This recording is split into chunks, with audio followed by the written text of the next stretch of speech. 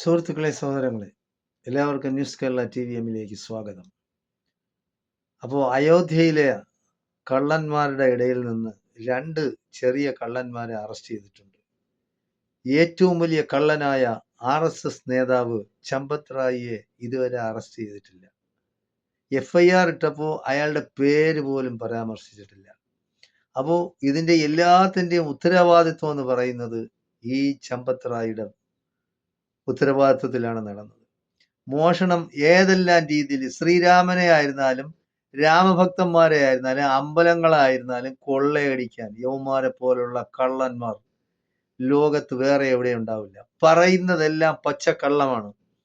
രാമനെ സ്നേഹിക്കുന്നു, ദൈവത്തെ സ്നേഹിക്കുന്നു, അമ്പലങ്ങളെ സ്നേഹിക്കുന്നു, വിശ്വാസികളെ സ്നേഹിക്കുന്നു, ഹിന്ദുക്കളെ സ്നേഹിക്കുന്നു, എല്ലാം വെറും വെറും വെറും കള്ളങ്ങളാണ് അവന്മാർ പറയുന്നത്. അതായത് എവര് ഇനിയും വരും, ശ്രീരാം, ജയ് ശ്രീരാം വിളിച്ചുകൊണ്ട് വരും.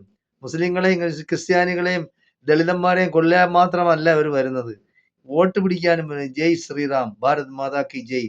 വരുമ്പോ ഇവരെല്ലാം വരുമ്പോ കേരളത്തിലെ ഹിന്ദുക്കൾ ചെയ്യേണ്ടതെന്ന് പറയുന്ന മുറ്റം തൂക്കുന്ന തുറപ്പുണ്ടല്ലോ, അതായത് കുറ്റിച്ചൂലെടുത്ത് അവനെയൊക്കെ അടിക്കണം, ചാണകത്തിൽ മുക്കി അടിക്കണം. അപ്പോ ഇവിടെ കേരളത്തിൽ ചെറിയ രീതിയിൽ ഒരു മോഷണം നടത്തി, അതും മോഷണമാണ്. മോഷണം തന്നെയാണ്. ദൈവത്തെ മോഷ്ടിച്ചു. പിന്നെ ശബരിമലയിലായിരുന്നാലും നമ്മുടെ തൃശ്ശൂർ പിന്നെ അമ്പലത്തിലായിരുന്നാലും മോഷ്ടിച്ചു. ആ മോഷണത്തിന് നേരം വെളുത്താൽ രാത്രി വരെ ചർച്ചയാക്കുന്നവരാണ് കേരളത്തിലെ സംഘി കൃസംഘി പിന്നെ ചാനലുകൾ. ഇപ്പൊ അവരെല്ലാം ഉറക്കത്തിലാണ്. അവർ മിണ്ടുന്നില്ല, അവരെല്ലാം ഉറക്കത്തിലാണ്. വിശകല ഉറക്കത്തിലാണ്, RV ബാബു ഉറക്കത്തിലാണ്, പിന്നെ KS ഗോപാലകൃഷ്ണൻ ഉറക്കത്തിലാണ്, ഇവിടെയുള്ള എല്ലാ വിശ്വഹിന്ദു പരിഷത്തുകാർ ഉറക്കത്തിലാണ്. കാര്യം കള്ളന്മാരാണ് അവന്മാരെല്ലാം. അതായത് മോഡിയും ഉറക്കത്തിലാണ്, യോഗിയും ഉറക്കത്തിലാണ്. അപ്പോൾ ഇവരെല്ലാം എന്നാണ് ഇനി ഉണരുന്നത്? അപ്പോൾ ഹിന്ദുവേ നിങ്ങൾ ഉണരുക എന്ന് ഈ പിന്നെ പറയുന്നത് ചുമ്മാ അല്ല. അതായത് ഹിന്ദുക്കളുടെ ശത്രുക്കൾ എന്ന് പറയുന്നത്, പാവപ്പെട്ട ഹിന്ദുക്കളുടെ ശത്രുക്കൾ ഇവർ തന്നെയാണ് ശത്രുക്കൾ. ഇവർ പുറത്തുനിന്ന് ഒരു ശത്രുവും ഇവിടെ വരില്ല. അപ്പോ ഹിന്ദു ഖത്രേ മേ ഹേ എന്ന് എപ്പോഴും മോഡി വിളിച്ചു വിലപിക്കുന്നുണ്ട്. ഇന്ത്യയുടെ പ്രധാനമന്ത്രി മോഡിയാണ്, രാജ്യരക്ഷാ മന്ത്രി ഹിന്ദുവാണ്, ആഭ്യന്തരമന്ത്രി ഹിന്ദുവാണ്, ധനകാര്യമന്ത്രി ഹിന്ദുവാണ്, വിദേശകാര്യമന്ത്രി ഹിന്ദുവാണ്. ഇതൊക്കെ ഹിന്ദുക്കളായിട്ട് ഇനിയിപ്പോ മുസ്ലിങ്ങളെ നിങ്ങൾ വയ്ക്കും. ഇന്ത്യൻ പ്രധാനമന്ത്രിയായിട്ടും രാജ്യരക്ഷാ മന്ത്രിയായിട്ടും ആഭ്യന്തരമന്ത്രിയായിട്ടും ധനകാര്യമന്ത്രിയായിട്ടും വിദേശകാര്യമന്ത്രിയായിട്ടും ഒക്കെ ക്രിസ്ത്യാനികളെയും മുസ്ലിങ്ങളെയും നിങ്ങൾ വെക്കി, സുഖമായിട്ട് ഹിന്ദുവിന് ഉറങ്ങാം. ഒരു പ്രശ്നവും ഇവിടെ ഉണ്ടാവില്ല. ഇവിടെ പ്രശ്നം ഉണ്ടാക്കുന്നത് മൊത്തം ഈ കപട വിശ്വാസികളായ ഈ കള്ളന്മാരാണ്, ഈ അമ്പലക്കള്ളന്മാരാ. യാതൊരു വിശ്വാസികളും യാതൊരു കാരണവശാലും ഇവരത് സംരക്ഷകരായി കണക്കാക്കരുത് എന്നാണ് സാധാരണ ഇന്ത്യക്കാർക്ക് പറയാനുള്ളത്. അവർ ഭാരതം ഉണ്ടാക്കാൻ വേണ്ടിയാണ് ശ്രമിക്കുന്നത്. നിങ്ങൾ കണ്ടതാണ്, ഒരു സ്വാമി ഒന്നും കൊടുത്തിട്ടില്ല, ഒരു ചെറിയ ഒരു കോണകം മാത്രം ചുറ്റിയിട്ടുണ്ട്. അവന്റെ കാലിൽ വന്ന് കിടന്ന് തൊഴുതുന്നു. പട്ടാളക്കാരനും പോലീസുകാരനും വലിയ നേതാക്കന്മാരും. അപ്പൊ അതായത് ഭാരതമാക്കാനാണ് അവർ ശ്രമിക്കുന്നത്, ഇന്ത്യയാക്കാനല്ല. അതായത് ഈ നാടിനെ കുട്ടിച്ചോറാക്കുക, നാടിനെ യാതൊരു കാരണവശാലും മുന്നോട്ട് കൊണ്ടുപോയി ലോകത്തിന്റെ നെറുകയിൽ എത്തിക്കാൻ അവർ ശ്രമിക്കില്ല. ചുമ്മാ പറയുന്നതാണ്, അങ്ങനെ ചെയ്യും ഇങ്ങനെ ചെയ്യും, അതൊക്കെ വെറുതെ പറയുന്നതാണ്. എന്തായാലും ശരി, നമ്മൾ ശ്രദ്ധിക്കണം, നമ്മൾ സൂക്ഷിക്കണം. ഹിന്ദുക്കളുടെയും ശ്രീരാമന്റെയും പേരിൽ അമ്പലക്കൊള്ള നടത്തുന്ന ഈ കള്ളന്മാരെ നമ്മൾ കരുതിയിരിക്കണം. യാതൊരു കാരണവശാലും ഇപ്പൊ കേരളത്തില് ദേവസ്വം ബോർഡിന്റെ കീഴിലാണ്, ഗവൺമെന്റ് കൺട്രോളിലാണ് ഇതെല്ലാം നടക്കുന്നത്. കേരളത്തിലെ അമ്പലങ്ങളുടെ, വലിയ കാര്യപ്പെട്ട അമ്പലങ്ങളുടെ എല്ലാം അതെല്ലാം ഹിന്ദുക്കളെ ഏൽപ്പിക്കണമെന്ന് ഇവന്മാർ മുറവിളി കൂട്ടിക്കുന്നതിന്റെ കാരണം നിങ്ങൾ മനസ്സിലാക്കണം. ഇതിനു വേണ്ടിയാണ് ഈ വിഷകലയൊക്കെ നാഴികയ്ക്ക് 40 വട്ടം ഇങ്ങനെ വിളിച്ചു വന്ന് വിശ്വാസികളെ ഏൽപ്പിക്കണം.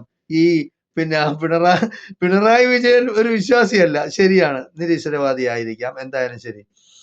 പിന്നെ മോഡിയെയും യോഗിയെയും വിഷകലയെയും ഗോപാലകൃഷ്ണനെയും മറ്റവരെയും മറിച്ച് വിശ്വഹിന്ദു പരിഷത്തുകാരെയും RSSകാരെയും ഏൽപ്പിക്കണം എന്ന് പറയുന്നതിന്റെ പൊരുൾ ഇതാണ്, കൊള്ളയടിക്കാൻ വേണ്ടിയാണ്.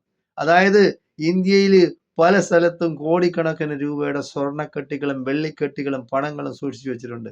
ഇതൊക്കെ അവർക്ക് കൊള്ളയടിച്ച് മാറ്റണം. അല്ലാതെ സാധാരണക്കാരനായ ഹിന്ദുക്കൾക്ക് അവർ കൊടുക്കൂല. കാരണം സാധാരണക്കാരനായ എത്രയോ ഹിന്ദുക്കൾ കഷ്ടപ്പെട്ട് ബുദ്ധിമുട്ടി വീടില്ലാതെ ജീവിക്കുന്നുണ്ട് റോഡില്. നിങ്ങൾ മനസ്സിലാക്കണം, യുപിയിലൊക്കെ മെയിൻ റോഡിലാണ്, അതായത് രാജവീഥിയിലാണ് ആളുകൾ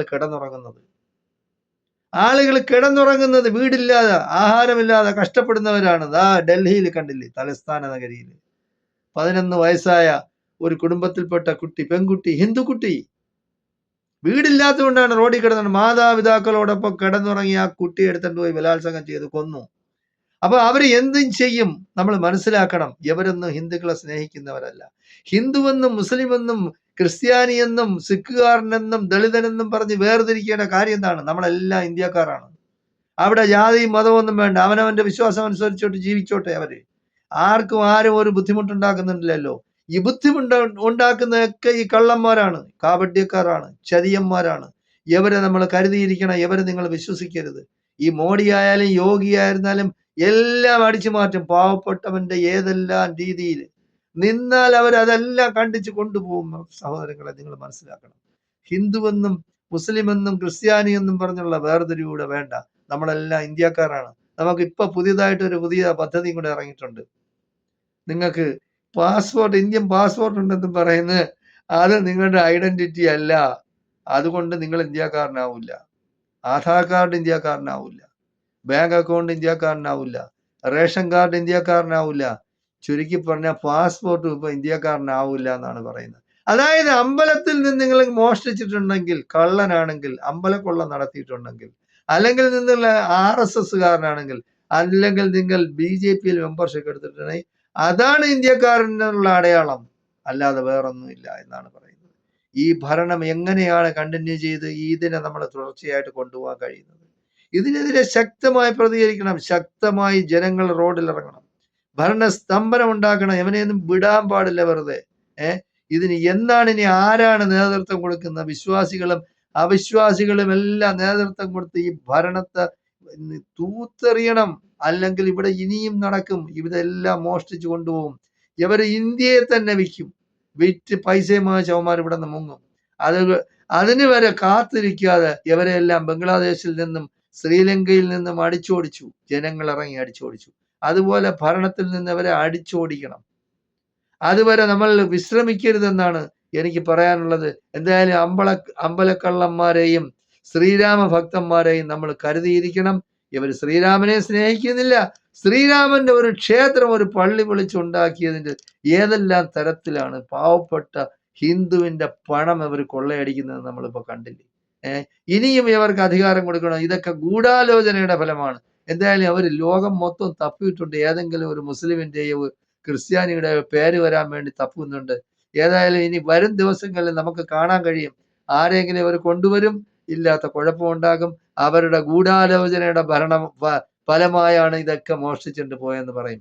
എന്തായാലും ശരി, നമ്മൾ വളരെയധികം ശ്രദ്ധിക്കണം, സൂക്ഷിക്കണം. ഇവരെ വിശ്വസിക്കരുത്. ഇവരെ ഈ ഭരണത്തിൽ നിന്ന് ഇറക്കി വിടുന്നവരെ ഇന്ത്യക്കാർ വിശ്രമിക്കരുതെന്നാണ് എനിക്ക് എല്ലാവരോടും പറയാനുള്ളത്. ജയ് ഹിന്ദ്, ജയ് ഭാരത്.